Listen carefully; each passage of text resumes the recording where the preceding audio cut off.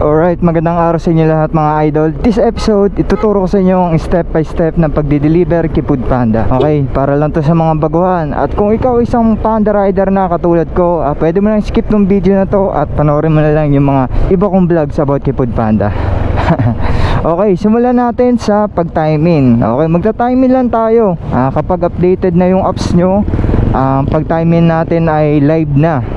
Ano ibig sabihin ng live? Yung live ay yun mismo tayo gagalaw. Pipikit, titingin sa kaliwa, titingin sa kanan at ngingiti. Yun yung bagong pag-time-in kay Foodpanda ngayon. Dati kasi picture lang selfie lang makakapag-time-in ka na. Ngayon, live na. Di ko alam kung bakit inano ni Foodpanda yun. Siguro dahil sa marami kasi bumibili ng account ngayon, kaya siguro ginawa ni Foodpanda yun. Okay, dito na tayo ngayon sa Tikay. Dito lang ako tumatambay. Tapos nakapag-time-in na rin ako. Ang schedule natin ngayon ay 5:30 PM hanggang 10:30 PM. 5 hours. Yun ang session natin ngayon. Bali yun ang schedule natin. Tatambay lang tayo dito malapit sa mga vendor. Yan, sa mga baguhan dyan, yun lang ang diskarte natin kapag wala pa tayong natatanggap na deliver. Tambay lang tayo malapit sa vendor. Ayan, ngayon wala ganong rider, pero mamaya baka sunod-sunod na yan. Kaya ito hapon ang nakuha nating schedule ngayon. Dahil yun, mainit nga sa tanghali. At yun, may ginagawa rin ako. Kaya puro pang hapon, puro pang gabi ang schedule natin ngayon. Okay, tatambay muna tayo dito ngayon habang nag-aantay ng deliver. Dito kasi nasa gitna tayo ng mga vendor Ayan, may McDo dito, may KFC, Starbucks, at kung ano-ano pa. Ito yung pag-timing natin ngayon. Ay, naka-timing na tayo. Pag nakapag-timing na tayo, ito yung point of view sa phone natin. Yan, zoom lang natin o kaya i-refresh natin para may pumasok na deliver. Hindi ko sure kung nakakatulong yun, pero yun ang ginagawa ko kapag wala pa rin akong booking. Ayan, ayan, nakakuha na tayo ng first booking natin ngayon. Ayan, mapapansin nyo dito, ito yung pin location, ito yung location natin. Ayan, yung live na umiikot. Ito naman yung vendor. Tapos ito naman yung pin location ni customer. Ayan, dyan bumibase si Foodpanda ng delivery rate natin per deliver. Ayan, tapos napapansin nyo, merong naglo-loading sa baba. Kapag naubos yan, mawawala na yung order na yan. Tapos pwede nyo naman i-decline dito sa taas na yan kapag ayaw nyo yung order. Kaya ito, accept ko na yung first booking natin. Okay, loading lang. Tapos ito yung susunod na lilitaw kapag accept ng first deliver natin. Scroll up lang natin to. Yan, makikita natin shuttle best copy Tikay. Dito din yung iba pang information o yung pinaka exact location ng vendor. Okay, malapit lang to. Ito lang yung vendor. Malapit lang, kaya ang gagawin ko, i-arrive ko na. Arrive at the vendor. Tapos pagka-arrive natin, ayan, dito lilitaw yung information ng customer natin. Pati yung code. Ay, mapapansin nyo yung code, yung L4PY X0HP. Tapos dito naman yung code din na number. Ito yung hashtag number sign o hashtag 3553. Yan, dito natin makikita yan. Yan ang sasabihin natin sa vendor kapag pupunta tayo doon. Yung last 2 digit ng number, ayan, yung 53. Tatanong natin doon, pwede natin i-follow up. Tanong natin kung okay na ba yung 53, or kung hindi man numbering yung ano nila, yung pagtawag sa mga customer, banggitin natin yung mismo pangalan ng customer. Ayan, Randy Rebillame. Ayan, tapos dito din natin makikita yung kung ano yung order ni customer. Click lang natin itong view order item. Ayan, mapapansin nyo, ayan, order si customer ng dalawa. Isang item lang ng cookie, Habanilla or Oreo cookie cheesecake. Ayan, makita natin dito yung amount na in-order ni customer, pero hindi ito yung exact amount or hindi ito yung mismong kukun natin sa customer. Mamaya pa natin malalaman kung cash on delivery or paid online yung mode of payment ni customer dito sa deliver na to. Okay, tapos dito sa baba, ayan, mapapansin nyo yung take a photo of the receipt. Ayan, kailangan natin picturean yung resibo ng ipipick up nating item bago tayo umalis. Yun yung proof na na-pick up na natin item at papunta na tayo dun sa pin location ni customer or sa drop off location natin. Okay, ngayon antayin muna tayo. Ayan, mapapansin nyo merong ready in around 9 minutes. Yan yung titignan natin. Pag siguro tumagal dyan, punta na tayo doon at i-follow up na natin kung ilang minutes pa yung item na i-deliver natin. Yun lang mga idol, punta na ako dun sa mismong vendor. Let's go. Alright, dito na tayo sa vendor natin kung saan tayo pipick up. Yan. Paalala nga lang pala mga idol, 'di ba ngayon mainit at summer, huwag kayo mahihiyang humingi ng tubig sa bawat vendor na napipikapan natin. Lalo na ngayon, 'di ba? Para iwas sakit sa ulo or iwas silo. Kasi mahirap bumiyahe ng o nauhaw, sakit sa ulo. Yan. Saka dito nga pala mga idol sa Malolos, ang mga Jollibee dito na owner mismo or hindi siya franchise. Pag owner mismo yung Jollibee na napikapan mo, pwede kang manghingi ng iced tea dito. Gaya dito sa Giginto, sa Crossing at sa Bayan. Pero dito sa may arko sa amin sa Malolos, yung pinakamalaking Jollibee sa Malolos, hindi libre dito yung Nestea or iced tea. Pero sa mismong ownership o mismong may-ari, pinaka-owner ng Jollibee, yun nga, gaya nga sabi ko, hindi siya franchise, pwede kang manghingi ng iced tea doon. Only yun, ikaw nasusuko. Yun, eto nga pala yung itsura ng bag ko. Eto kapote ito mga idol. Nagre-ready ako para in case na umulan, ayun, makakabiyahe pa rin tayo. Ayan yung bag ko, i-bracket na rin ako. At ayan, ibigay ito ng team leader namin dito sa Malolos, yung bag number. Ayan, pagkakalanlan namin. Tapos ayan mga idol, kung kayo sumusubaybay sa akin, nakaraang taon pa sa akin pagbablog kay Food Panda. Ngayon, ito yung napundar ko, naka Aerox na ako. Dati pinapangarap ko lang ito eh. Dati ayan, gamit kong motor M3, yung Mio i. Kung napapansin nyo yung mga previous vlog ko, yung mga nakaraang vlog, naka M3 lang ako ngayon, naka Aerox na. Ayan, napakasakit pala sa ulo magka Aerox, sobrang gastos. Kaya yun, doble sipag tayo para sa mga pangarap natin sa buhay at mga luho natin. Yun lang mga idol, pick up na tayo dun sa loob. Ayan, ayun biglang nag-notif Food Panda sa mismong app natin. Ang nagsabi ay ready to pick up na. Ayan, sa mga baguhan, tandaan nyo lagi ito para may idea kayo kapag ready to pick up na. Pero may mga vendor na hindi nagre-ready to pick up, kaya mas maganda punta na kayo doon sa mismong sa mismong table or sa front desk, sa cashier. Ayun, yung mga pinagbabanggit, basta pasok na kayo doon sa loob para in case na ma-ready yung item, pwede na kayo pumasok doon ng dire-diretso. Ayan, mapapansin nyo, ready na siya. Dinotif dito ng delivery is ready to pick up or RTP. Kumbaga in short, ready to pick up na. Okay, pipick up na ako dun sa loob mga idol. Ma'am Panda po, 5'3". Apa, okay na po, salamat po. Ayan, pick up na natin yung item na i-deliver natin. Easy lang natin yung paglagay. Ayan. Tapos itong drinks kasi wala akong sabitan. Delikado to mga idol kapag drinks, pag dito nyo ilalagay, may chance na tumapon yan. Kaya delicads. Ako ang ginagawa ko dito sa phone holder ko, niipit ko siya dito. Yan, safe yan. Proven and tested ko na yung mga idol. Kahit mga siguro 3 drinks kaya niya pag akayin dyan. Pero pag di niya kaya talaga, iniipit ko na lang nung pangharang dun sa box si Food Panda or yung kapote. Yun yung pinangkakalong ko. Okay? Pansin nyo mga idol, ayun, pick up ko na. Nalimutan natin picturean. Okay, add photo lang natin. Kahit walang resibo to eh, kaya gagawin pipicture ko na yung mismong item. Ayan, napicturean na natin yung mismong item mga idol. Tapos use photo. Then ayan, kapag na picture na natin, confirm pick up natin. Confirm pick up, ay maglo-loading na.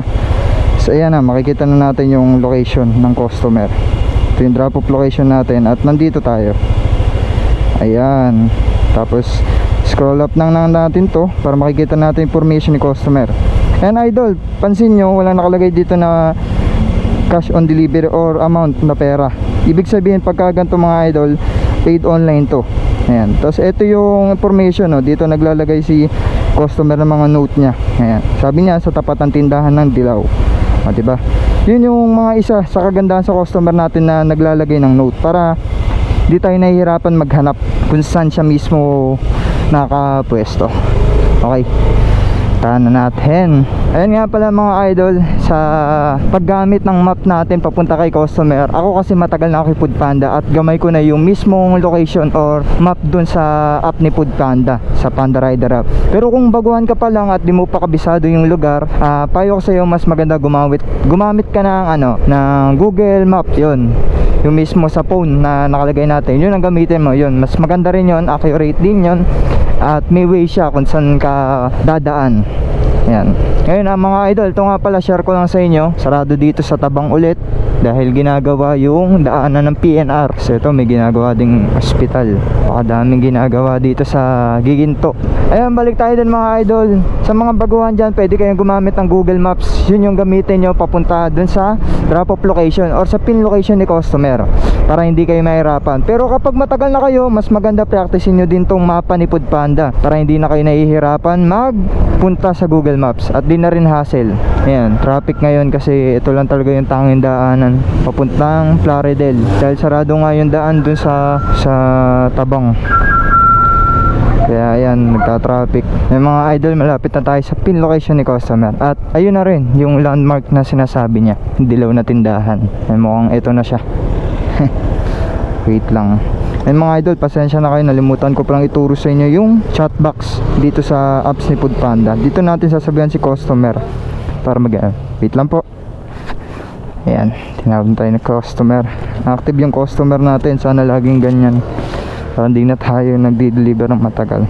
Ayan, arrive na natin sa customer. Yung paid online. Sir, ito po, paid online po. Okay sir, salamat po. Hindi na natin pinicturean si customer, kaya picturean na natin mismong bahay. Yung ayan, katulad lang din sa pag-drop off, sa pag-pick up tsaka drop off, same lang din, kailangan natin picturean. Ayan, photo of drop off. Ayan, makikita natin dito sa mismong app yung kung ano yung payment. Ayan, payment, nakalagay paid online. Ayan lang, tapos pag okay na, click lang natin yun, confirm drop off. Same lang sila ng confirm pick up. Kung ano yung paano yung pag pick up natin, ganun lang din yung pag drop off. Okay, yun yung first booking natin, siya ay paid online. Okay, tambay naman tayo, balik ulit tayo dun. Pero baka may pumasok sa atin dito sa Jollibee Giginto kasi malakas din tong vendor na to. Pag nakakuha tayo ng booking dito sa Jollibee vendor, ayan, maganda-ganda yan. Kasi dito, sa vendor na to, meron tayong pagla-loginan. Lalagay natin yung pangalan natin, contact number, at saka pirma. Yan nga pala, sa mga banguhan, tandaan nyo ulit, magdadala kayo lagi ng valid ID. Or kung bike man kayo, dala kayo kahit tin ID. Kasi pag papasok kayo ng mga subdivision or ibang mga vendor na nanghihingi ng valid ID, may maipapakita kayo. Yan. Saka lalo sa subdivision, naigpit yan. Dito sa amin, ganun din. Kailangan talaga ng valid ID bago ako makapasok. Kaya magdala kayo ng extra. Kung wala man kayo extra, yung binibigay sa atin ni Foodpanda na ID. Pero ngayon, balita ako sa mga baguhan na wala na daw sinesend si Foodpanda na ID. Kaya maganda, kung may kakilala kayo na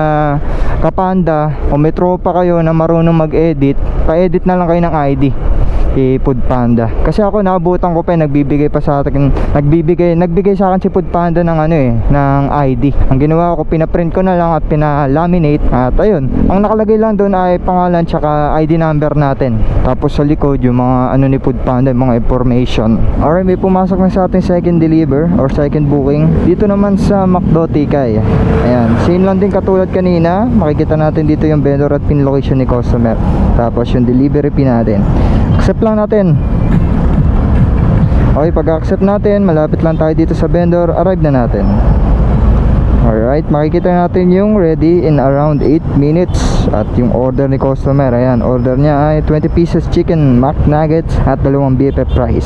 Sana cash on delivery para magkaroon tayo ng panukli, kasi kulang yung dala ko panukli ngayon Yun nga pala mga idol, kayo sa mga baguhan dyan, mas maganda magdala kayo ng panukli, kasi mahirap na kapag makakatagpo tayo ng mga customer na mata pobre. Ilang beses ko na na-experience yan Kasi ako dati di ako nagdadala ng panukli. Maasa lang ako sa cash on delivery. Pero ngayon may dala ako, kaso mukhang kakapusin to Okay, dito na tayo sa McDo. Ay mga kabady natin sa Foodpanda. Dito merong paglalagin pero parang inalis na yata nila. Oo nga, inalis na nila. Dati may nakalagay na notebook diyan, at doon tayo maglalagin.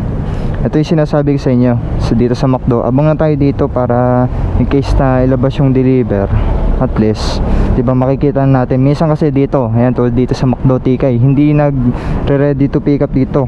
Kailangan pumunta ka muna dito sa window para itanong yung deliver mo, or para i-follow up in case minsan kasi may mga makukupad na crew, talagang tatagal ka doon. Yung mga nakakasira sa mood natin habang bumabiyahe. Mas maganda standby na tayo dito. Tapos refresh lang natin, kasi dito minsan may chance na mag double book. Yung double book naman, yun yung may isa pang deliver na papasok dito. Kasi same way niya dito sa pin location ni customer. Okay, ready to pick up na. Sa akin kay Michelle. Okay, walang drinks na. Okay, thank you. Okay, picturean lang ulit natin and then confirm pickup. Pagka pick up natin, makikita ulit natin yung pin location or drop off location natin. Yan. Kaya nga pala mga idol, para makuha rin kayo ng idea, ang gamit kong SIM ngayon ay TM. Yun yung ginagamit ko pan data, kasi mura yung load eh. Ang load ko lang ngayon ay kada araw 10 pesos lang. All net 30 ng all net 30 sa loob ng 3 araw. Ganyan, kasi hindi naman ako malakas sa data eh. Hindi naman ako madalas nag-FB. Ilagay muna natin dito. Ito yung mga masarap na deliver eh. Walang drinks, hindi ka nangangamba na tatapon. Ay mga idol, same lang din katulad ng una nating deliver. Click check lang natin yung information ni customer. At ito, ayan, ito yung pinagkaiba ngayon mga idol, kung mapapansin nyo. May nakalagay na payment. Ayan, payment. Ito yung ibig sabihin ng cash on delivery, yung deliver natin ngayon. Ay nakalagay collect cash. Ayan, collect cash, kung napapansin nyo, kukolect natin sa kanya is 744. Ayan, cash on delivery yung second booking natin ngayon. Ito yung chat box nasa gilid. Ayan, pwede tayo mag-chat dyan ng on my way, para kumbaga aware si customer na papuntan tayo sa kanya. Pero meron din naman sa apps niya. Meron din naman sa apps ng pag-order kay Foodpanda eh. Kumbaga titignan niya tayo kung nasan na tayo. Makikita niya kung saan tayo naka-destino. Makita niya kung saan tayo dadaan. O mamomonitor niya tayo din sa app ng Foodpanda. Foodpanda apps. Yun yung kagandahan ngayon.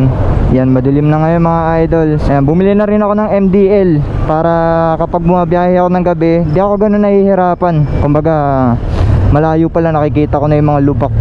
Maganda rin tong MDL na nabili ko. Ibablog ko din to soon para ma-share ko din sa inyo. Baka magustuhan nyo eh. Budget meal lang din to. Mga idol, ito yung sinasabi sa inyo. Gaya nito, subdivision yung papasukan natin.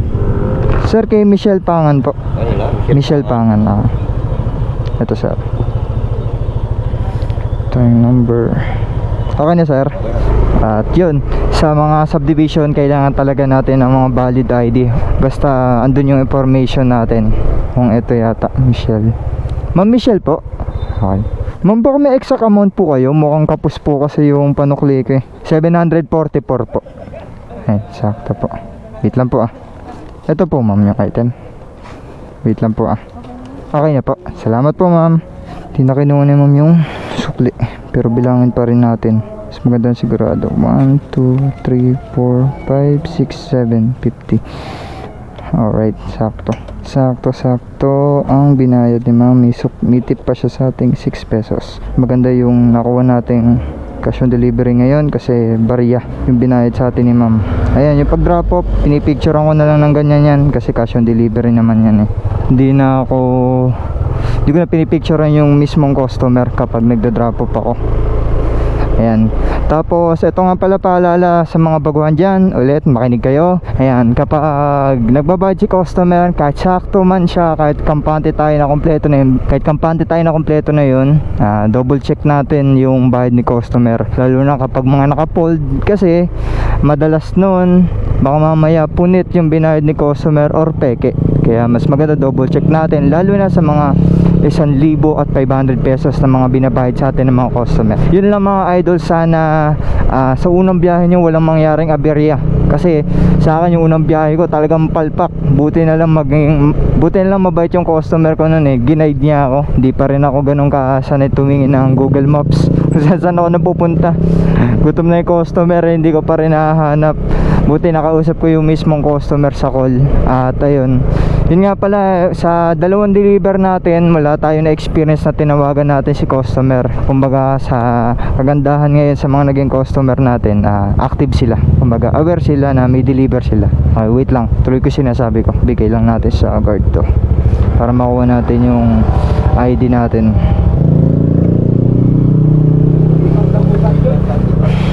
Thank you. Tapos na tayo ng pangalawang deliver natin.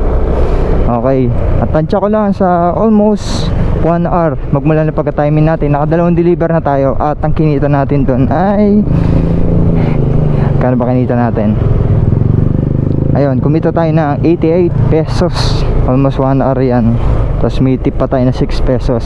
Yan, medyo matumal ngayon, pero saktuhan lang pala yung biyahe ngayon kasi hindi tayo tumutukod ng isang oras sa pag-aantay ng booking. At yun, tuloy ko yung mga sinasabi ko kanina about sa mga customer. Hindi natin natawagan, wala tayong natawag na customer ngayon kasi yung na-deliver natin sa dalawang customer natin na yun, active sila, kumbaga aware sila na may deliver sila. Kasi merong customer na talagang kapag umorder, Diyos ko, napakahirap hanapin, mali-mali yung pin location, kulang-kulang yung address at wala man lang note.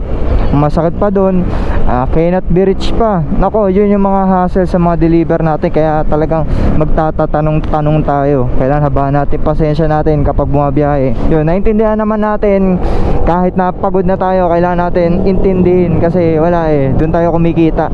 Kasi kung wala naman talagang customer, hindi tayo kikita kay Foodpanda. Kaya ayun, habaan natin pasensya natin mga idol, mga kapwa ko Panda Rider. At kapag maglo-load kayo, at ito naman sa about sa load, kung maglo-load kayo mga idol, maganda i-load nyo ay yung meron data at meron pantawag, pati pan text. Ayan, yung ginagamit ko ng SIM ITM, ang load ko lang ay puro pan 3 days lang, AllNet 30, meron na yung 300 MB. Sulit na yun kay Panda. Kumbaga hindi naman malakas dumamo ng data si Panda o yung Panda Rider apps. Tapos yung promo din sa load na yun, meron na siyang only call and text. Yun yung kagandahan, kumbaga talagang tipid sa ating mga rider. Pero kung nag-FB ka, nako, matulin maubos yung load natin doon. Kumbaga iwas ka muna doon. Pero kapag talagang matumal, din natin may iwasan mag-FB kasi nakakabagot kapag wala kang ginagawa, diba? At yun lang mga idol, sana may naintindihan kayo at may natutunan kayo sa aking vlog for tonight's video. Kaya ako sinare sa inyo to para hindi kayo ganun mahirapan sa pag-start at hindi na kayo magtatatanong-tanong sa mga kapwa nyo rider. Kasi nung ako'y baguhan, ramdam ko sa mga pinagtatanungan ko na talagang medyo naiinis sila kasi paulit-ulit ako. Kumbaga ako kasi nung baguhan ako, talagang sinusure ko kasi mahirap magkamali baguhan ka, wala kang alam. Kaya eto, gumawa ako ng video para sa inyong mga baguhan, para advance na kayo kapag babiyahe kayo, hindi na kayo ganun magtatatanong. At kung may tanong man kayo, comment na lang kayo dito sa video na to, sasagutin ko yan. At pwede rin natin gawa ng another video para kumbaga mas malinaw at mas maintindihan nyo yung mga ganong mga issue or mga problema o mga katanungan nyo mga idol. Yun lang, hanggang dito na lang tong video na to mga idol. Tinuro ko lang sa inyo yung step by step ng pagdi-deliver kay Foodpanda. At susunod naman nating itatopic ay kung paano mag-remit ngayong 2024 kay Foodpanda. Hanggang dito na lang mga idol. Ako nga pala si Kuya Sel, ang inyong Foodpanda delivery boy. At sana subaybayan nyo pa ako sa aking mga susunod na mga video mga idol. See you sa next episode mga idol ko. Peace out. Sheesh!